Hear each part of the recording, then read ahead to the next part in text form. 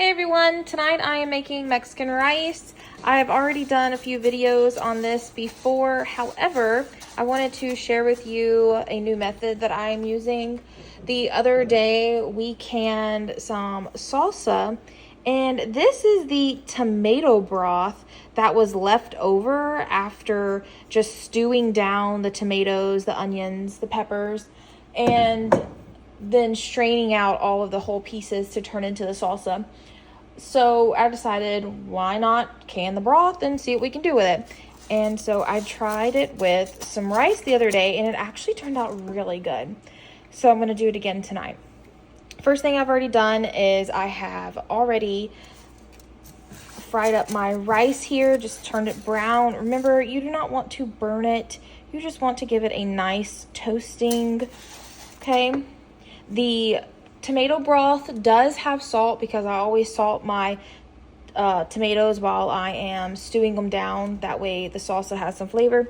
But I am going to go ahead and use a slightly heaping tablespoon of the tomato bouillon. Adds a great depth of flavor. Just mix that in. We don't want you. And I'm also going to add in some dried cilantro flakes. I do not have any whole, but if you do, you can also add that. So just the dried cilantro.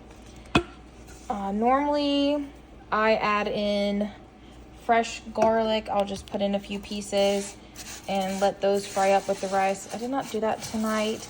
And I also am not putting in any peppers. Again, the tomato broth already has those flavors embedded. All right, so I'm just gonna put this back on the eye. All right, so these are jarred, and we did the water bath. I would highly recommend, if you like to jar and can, add this to your kitchen staples.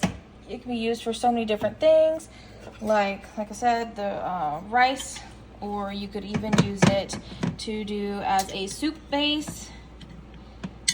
Try to pop the lid off. Okay, there we go. All right, and I've gone ahead and turned my stove down to a medium low.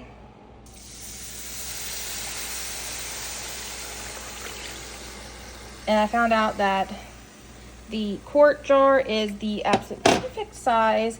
This is 2 cups of rice. So just get that stirred around. All right, I'm gonna bring that back up to a simmer and then turn it back down, cover it, and cook it for 20 minutes on a medium low. And then as soon as that is done, I will turn it off and leave it covered for another 10-15 minutes so that it can steam, and I'll be back. Okay, here is the grand reveal on the rice. Ooh.